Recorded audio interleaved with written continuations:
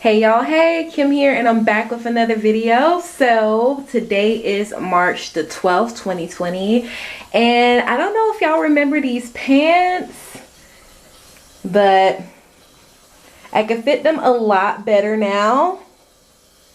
Like, the button is still missing, but like I can zip them up, and like I've been walking around the house and they haven't went anywhere. So just giving a little update on my progress. So I've been using Noom, as I mentioned in my last update, and I'm in week 3, and in week 3 we finally have gotten into our groups. So in the beginning we were asked a bunch of different questions as far as, you know, different triggers we have, different type of motivations that we need, just different struggles and problems that we've been having with managing weight and our weight loss journey, and just how we've gotten to where we are now. And based on those answers, they put us in a group. So I met my group buddies, and it's just really encouraging just to see somebody going through the same program, having similar motivations, deciding to look into something and truly trust in it and actually have faith. Also just hearing their stories about different diets and things that they've tried in the past, different methods of losing weight that they tried in the past, you know, yo-yo dieting, you know, having small triumphs but then failing. And it's just crazy how people can have similar experiences to you and how comforting that is, really. So yeah, so far the group is great. So I've committed myself to 4 months of the program, so I'm excited to see what comes of it. So from my last post, I gained 3 pounds, and I was kind of confused because I was like, well, you know, I've been walking.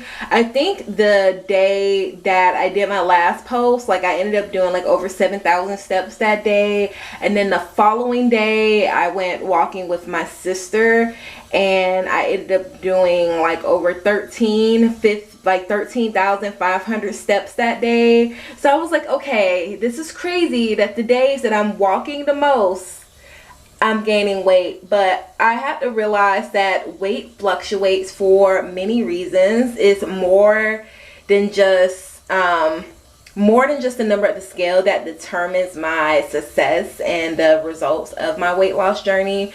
So I just had to really try to remember that. I weighed myself today, and I did lose almost a pound from yesterday, so I'm going back in the right direction. So that makes me happy, and I know that numbers on the scale is definitely a part of it.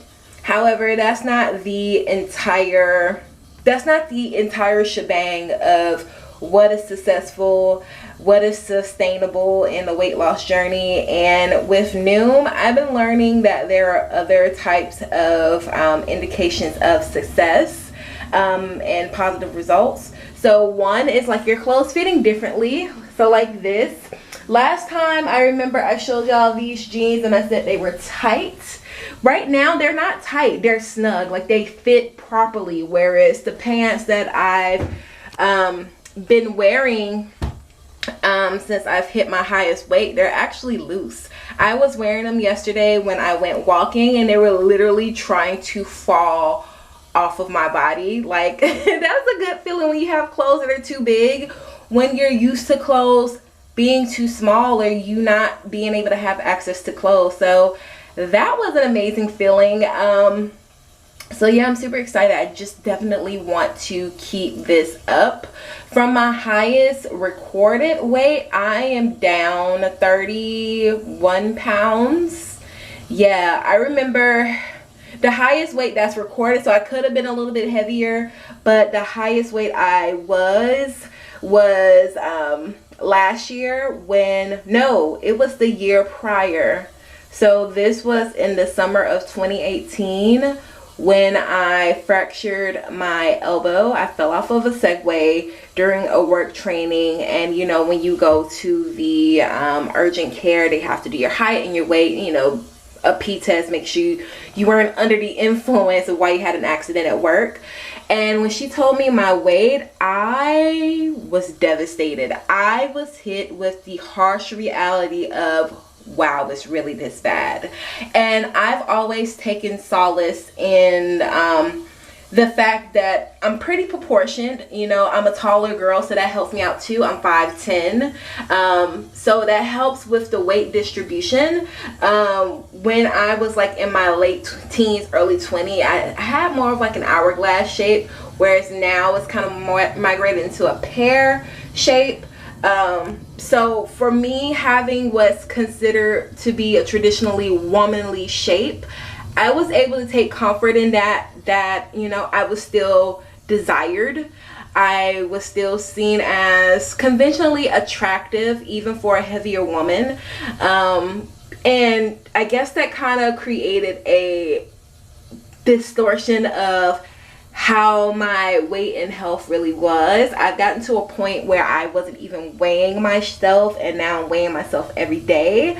Obviously, when I started intermittent fasting back in September before the cruise, I was weighing myself daily, but Noom is really reinforcing weighing yourself daily, getting over the scale anxiety, you know, knowing the reality of where you are and using that as a launching pad to move forward. So yeah, like I said, I just got to a point where let me move out of here because that noise is getting on my nerves. I'll be right back. But yeah, I actually don't even remember what I was just saying. Yeah,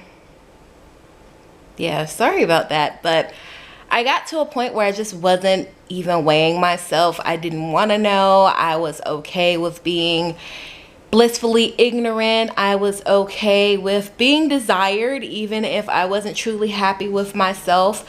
I was getting my validation from other people, and when I got to the point where that wasn't enough, one of the times obviously was when I fractured my elbow and saw my weight, but there was other times when I just hit like an emotional low as in a relation to my weight.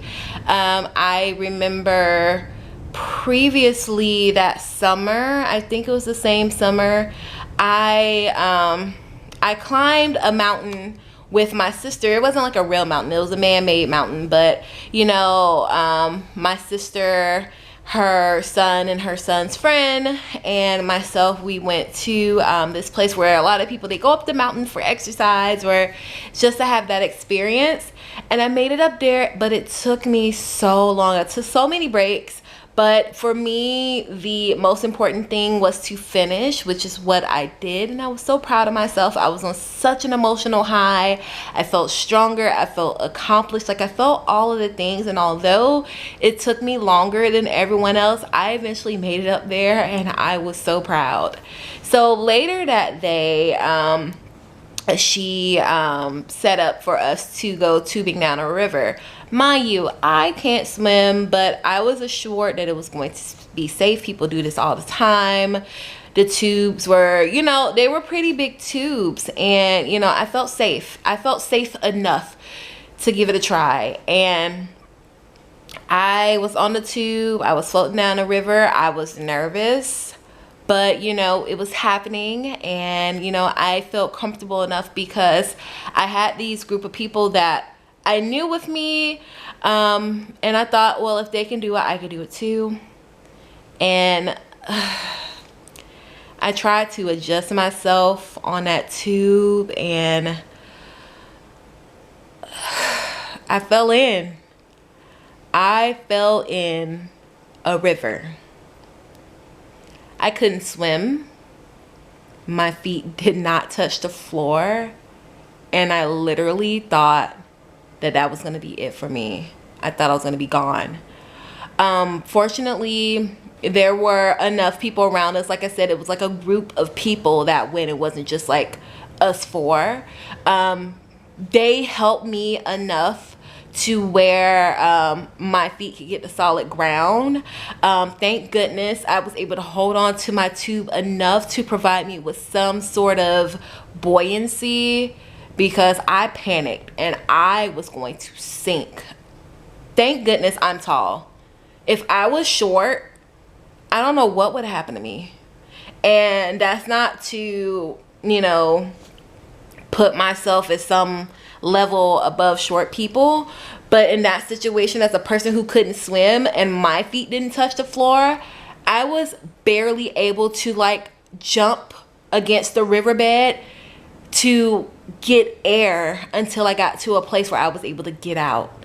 And that shook me, because I knew that my weight was the reason why when I tried to adjust myself, I flipped over. I knew it. I knew it. And, you know, my sister tried to encourage me to get back in. I said, no, I don't want to. And I basically took like a walk of shame back to the little bus that brought us to where the river was, to take us back to the area where you do the tube rental. And I never been so afraid in my life. I never been so scared. I never been so embarrassed. I've never been so ashamed. I've never been so down on myself than at that point, because I knew my weight was a factor, because no one else was as big as I was. No one else fell in. Like, people were adjusting all the time. People were, you know, drinking beers and floating down the river, having a good old time. And I almost drowned. And it was scary. And once I got back, I went into my sister's car and I just cried. I boo-hoo cried so hard. And I called my mom and told her that I felt like it was because of my weight. You know, no one else fell in. You know, me being my size was the reason why that happened to me, why I almost drowned. And that was just another emotional low for me. So being in my adult life and seeing progress and moving in the other direction as far as my weight and doing things like fitting jeans, like, it's so exciting to me, because I've been at such low points. I'm ready to move past that. I'm ready to have a better quality of life. I'm ready to not let my weight hold me back and not, you know, keep me from experiencing all that life has to offer. So, wow, that really went somewhere. That went from me talking about fitting jeans better to talking about some really deep stuff. But, you know, I just say all this to say, if you've had emotional lows, which I'm sure you have, all of us have, you know, use that as fuel to do better. Don't let it keep you in a place of despair or doubt or depression. Let that be a motivator for you to do what you need to do to have a better quality of life, for you to experience things without things going terribly awry, without having those physical limitations, especially if it's something that you are in control of. So yeah, I'm gonna go ahead and hop off here. Just wanted to update you guys. I hope everyone is having a good day. Just stay motivated, stay positive, make good healthy choices, and yeah, I will talk to you in the next video. Bye guys.